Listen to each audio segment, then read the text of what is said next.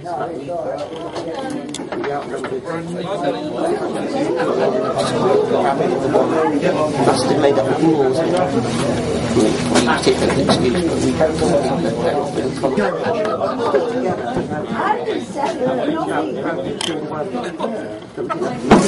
going to foul things up.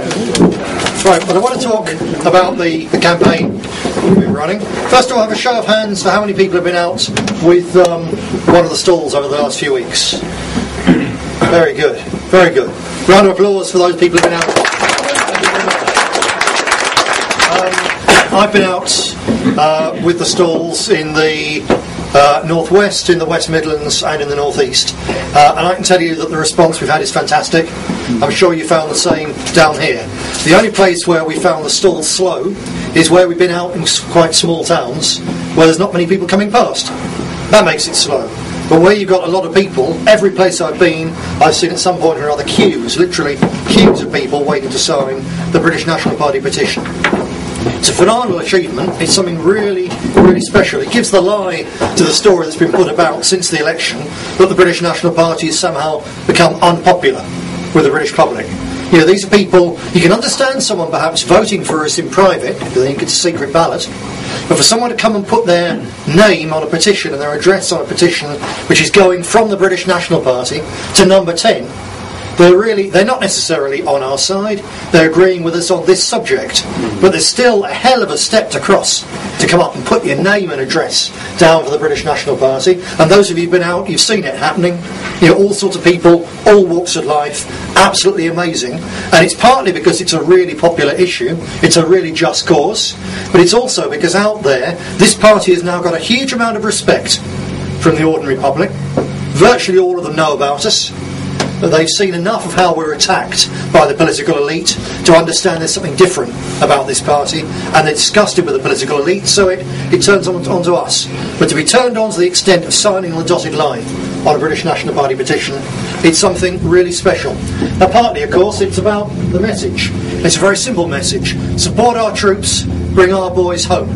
You can't get any simpler than that, and I think the British public have got an innate understanding of the fact that war in Afghanistan is nothing at all to do with Britain. We should not ever have been there in the first place. It's not our fight. And I'm sure that those of you who've been out, you found so many people, certainly I have, not only signing because they want the boys and the girls home, but also expressing the opinion that it's not our war.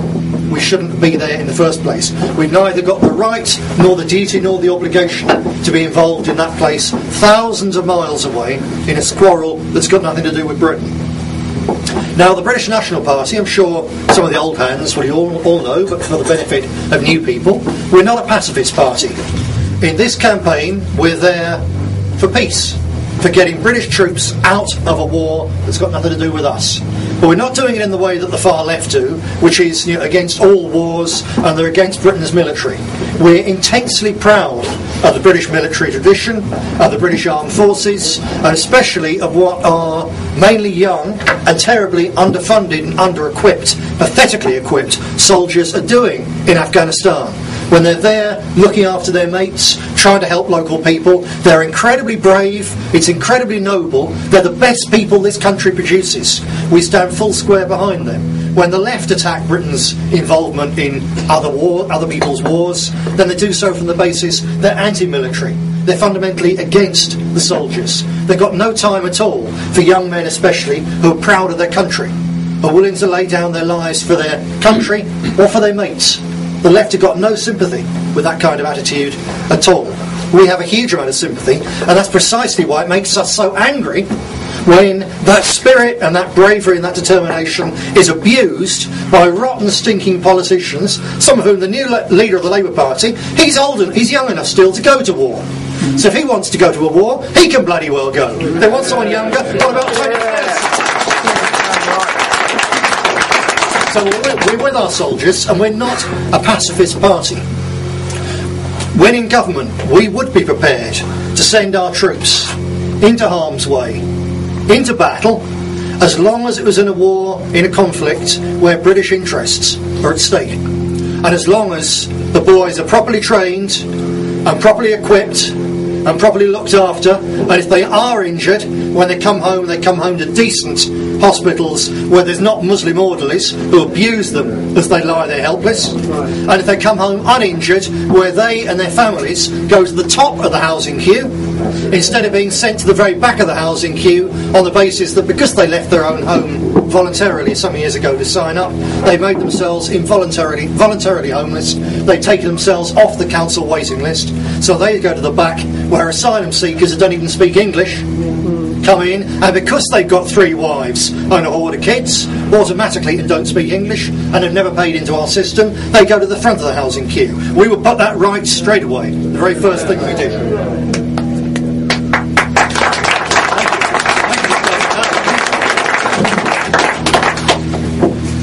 So we would send British troops into a British war, but not into somebody else's war. And this isn't a British war, it is somebody else's.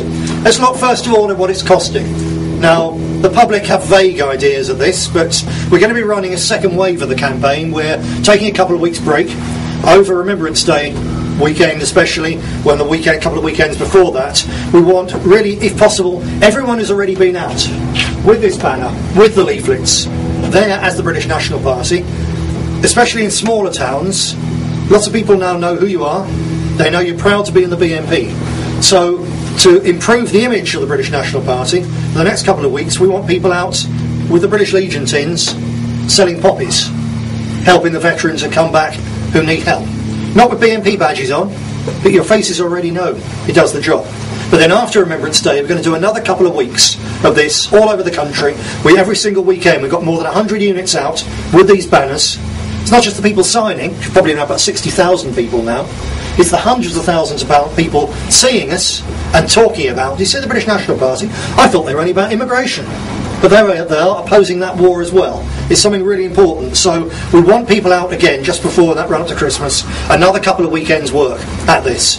So here's a few facts and figures to put at people if they come up and want to talk about it. The cost of the war. You can't actually get the figures accurately.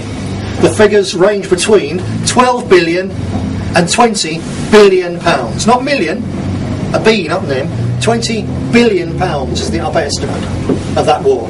It's a phenomenal amount of money when they're saying that they've got to slash hospital services, they've got to slash education, they've got to slash everything they can touch because they bailed out so much money to the banks that the country is now bankrupt. But they can blow 20 billion pounds on a war that's nothing to do with Britain. It is literally criminal, that kind of money. Can you begin to visualise 20 billion? It's beyond human comprehension, but it's a vast, vast sum of money. To add insult to injury, the lads they're sending out aren't even properly equipped. Everybody, I think, knows the story and the facts about the Land Rovers, the snatched Land Rovers that they send our lads out in on mine-strewn roads. These are Land Rovers designed for use in Northern Ireland against kids throwing petrol bombs. That's all they're fit for. The Americans and the Canadians, they've got plenty of men out there. Their casualty rate is far lower than ours because they either send their boys into battle by helicopter and then extract them by helicopter, but we haven't got enough helicopters to function, or they send them in, if they're going in by road, they're sent in huge armoured vehicles which got a big V underneath them. So when a mine goes off, the blast goes up the side, one side or the other of the VMB, the V. And their lads are almost impregnable. Time after time after time. One of their vehicles goes over a landmine and nothing happens to the lads inside. One of ours goes over and it's a tin can. And they're blown sky high. No arms, no legs. Mate dead behind them. It's absolutely shocking that they're sent there. They spent 20 billion quid on this war and they still send boys out there in tin cans which aren't fit for purpose. That really is a disgrace. But of course the real problem, the real waste, isn't the money. In the end, money's just money, isn't it? You know, they blow far more. You look at the billions they blow on the banks, the billions they blow every year on Britain's membership of the European Union, taking away our fundamental freedoms. So if they blow another 20 billion in a few years in a war, in a way the money's not that much. What's far worse is the cost in young lives. The figure now of more than 360 like I said before, of our youngest and our bravest and our best killed out there in a war that's got nothing to do with us. Out of those more than 360, 50 of them were teenagers. 50 kids. You know, you remember when you reached 19 or whatever, and you know how grown up you felt you were.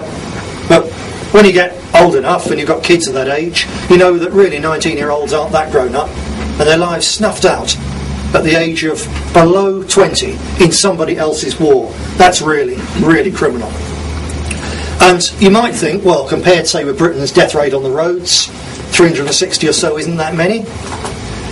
So you can go to Afghanistan and stand a pretty good chance of coming out alive. It's actually really, really heavy casualties they're suffering there. If they're there for 6 months, they've got a 1 in 35 chance of coming back in a box. That's a death rate which is worse than the Falklands War. It's worse even than the Korean War. And I know there's a few people here old enough to remember the Korean War. I'll tell the younger ones a bit about the Korean War. At one stage in that, the Gloucesters, so it's a regiment based from not that far from here, they woke up one morning to the sound of Chinese bugle calls and an artillery barrage, and the Gloucesters found themselves fighting for days on end, protecting a hill in somebody else's country from a communist horde in someone else's country. And those men, conscripts most of them, fought until they ran out of ammunition, until the soil in front of their trenches was absolutely black with cordite, until there was piles, literally piles of dead communist Chinese in front of them. And then when they'd run out of ammunition, they fixed bayonets and they charged the Chinese, because that was all that was left for them to do. That was the scale of the conflict, and yet the casualties in that were lower per head out there than the casualties in Afghanistan.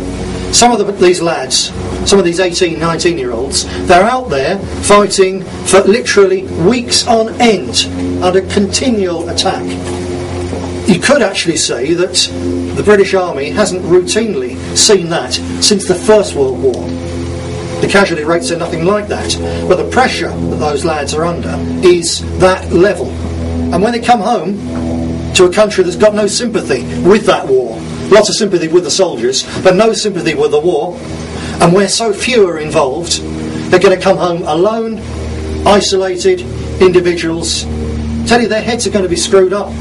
I remember when I was a boy growing up in North London, we used to see, well, we were told by my parents, all of us were told by our parents, you can walk to school, you can do whatever you want, but don't talk to tramps.